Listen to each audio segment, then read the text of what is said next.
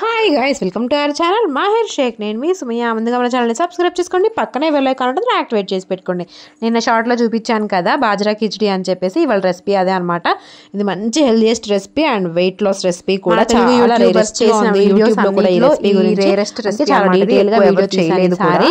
ఇప్పుడు మనం బాజ్రా అయితే తీసుకున్నాము. బాజ్రా అంటే ఏంటో కాదు, సజ్జలు. మన తెలుగులో చెప్పాలంటే సజ్జబూరలు చేసుకుంటాం కదా, ఆ సజ్జలు అనమాట. 32 రూపాయలకు తెచ్చాను, 1/2 kg. వీటిని అయితే 1 కప్పు వరకు తీసుకుంటున్నాను. ఇలా 1 కప్పు సజ్జల్ని తీసుకొని మిక్సీలో వేసుకొని కొంచెం అలా రఫ్గా రవ్వలాగా పట్టుకోవాలన్నమాట. డైరెక్ట్గా అయినా సోక్ చేసుకోవచ్చు, ఏం అవ్వదు. చిన్నపిల్లలు ఉన్న వాళ్ళైతే కొంచెం ఇలా రఫ్గా మిక్సీ పట్టుకుంటే త్వరగా నానతాయి అన్నమాట. అండ్ తినేటప్పుడు కూడా లావుగా అవ్వకుండా సన్నగా కొంచెం సన్నగా తగులుతూ ఉంటాయి. అలా తగలొచ్చు. మనం రైస్ ఎలా అయితే చేసుకుంటామో అలానే అనమాట ఇది కూడా.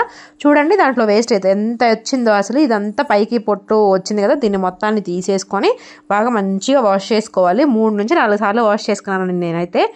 ఫస్ట్ టైం మన ఛానల్ చూస్తున్నాండి, సబ్స్క్రైబ్ చేసుకోండి. మంచి మిల్లెట్స్తో ఇంకా వీడియోస్ తీస్తాను. వాటి కోసం మీరు మన ఛానల్ని ముందుగా సబ్స్క్రైబ్ చేసుకొని చూడండి. అప్పుడే మంచి వీడియోస్ మీ దాకా రావడానికి అవకాశం ఉంటుందన్నమాట.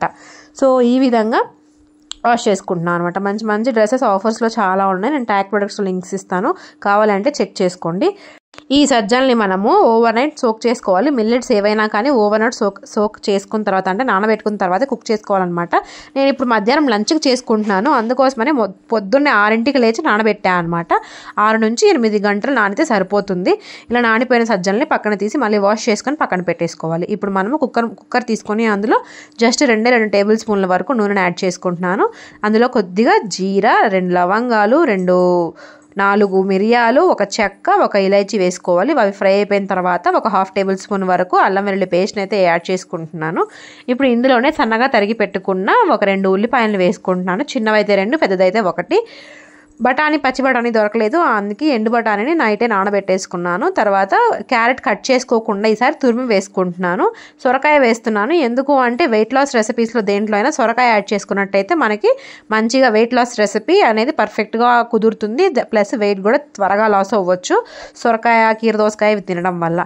తర్వాత మనము కుక్కర్లో ఉల్లిపాయలు వేసుకున్న తర్వాత, ఉల్లిపాయలు మగ్గిన వెంటనే మనము బఠానీలు, సొరకాయ అయితే వేసుకుంటున్నాను. అవి కొంచెం అలా 2 minutes ఫ్రై అయిపోయిన తర్వాత మనము ముందుగా తురిమి పెట్టుకున్న 1 క్యారెట్ అయితే వేసుకుంటున్నాను. కావాలంటే మీ క్యారెట్ ముక్కలు కూడా చేసుకోవచ్చు. అందులోనే 1 టమాటాను కూడా సన్నగా తరిగి వేసుకుంటున్నాను. ఆ తర్వాత 2 నిమిషాలు కుక్ చేసుకున్న తర్వాత మూంగ్ దాల్ అంటే పెసలు ఉంటాయి కదా, పెసరపప్పు, వాటిని కూడా 1 గంట ముందు నానబెట్టుకోవాలి.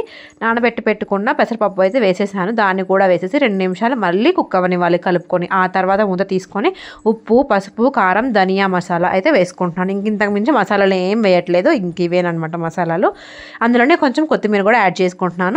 మనం సోక్ చేసి పెట్టుకున్న 6 నుంచి 8 గంటలు సోక్ చేసి పెట్టుకున్న బాజ్రా అంటే సజ్జలను అయితే వేసుకుంటున్నాను. నేనైతే వాటర్ వచ్చేసరికి 6 కప్పులు అయితే వేసాను అనమాట. సగ్గుబియ్యంకి వేస్తాం కదా, అట్లాగా 6 వేసాను. లాస్ట్లో నేను కొంచెం 1 వామాకు కూడా వేసాను. వాము ముఖ్యం బిగులు, ఎందులో అయినా కిచడీలు చేసినప్పుడు వాము ముఖ్యం. ఫ్రెష్గా మా ఇంట్లో వాము ప్లాంట్ ఉంది కాబట్టి వాము ఆకే వేసేసాను. డైరెక్ట్గా 2 ఆకులు తెంపి వేసాను. కుక్కర్ మూత పెట్టుకొని 4 నుంచి 6 విజిల్స్, మీ కుక్కర్ని బట్టి అన్నమాట. నేనైతే 5 విజిల్స్ పెట్టాను. 5 నుంచి 6 విజిల్స్ వచ్చుంటాయి మేబీ.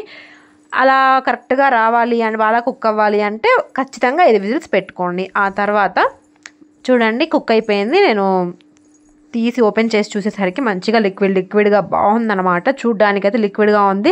తినేటప్పటికి చల్లారింది. చల్లారేసరికి ఇంకొంచెం దగ్గర పడింది అనమాట.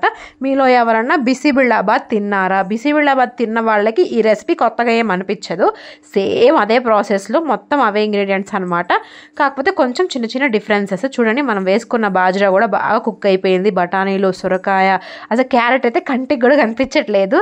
ఇలా కనుక పిల్లలకి చేసి పెట్టండి. వారానికి ఒక్కసారైనా ఈ కిచడీ అనేది బ్రేక్ఫాస్ట్లో, లంచ్లో, డిన్నర్లో ఎప్పుడైనా ఇంక్లూడ్ చేసేసుకోవచ్చు. డైట్ చేసేవాళ్ళు ఇలా మిల్లెట్స్తో కిచడీలు చేసుకొని తింటే మంచిదన్నమాట. సో చూసారు కదా, ఈ రెసిపీ నచ్చిందా? నచ్చితే కనుక ఒక లైక్ చేసి, షేర్ చేసి, సబ్స్క్రైబ్ చేసుకోండి. ఇలాంటి మంచి వీడియోస్ కోసం మన ఛానల్ని ఫాలో అయిపోండి. కామెంట్ చేయడం మర్చిపోవద్దు మీకు ఎలా వచ్చింది అని. Thank you.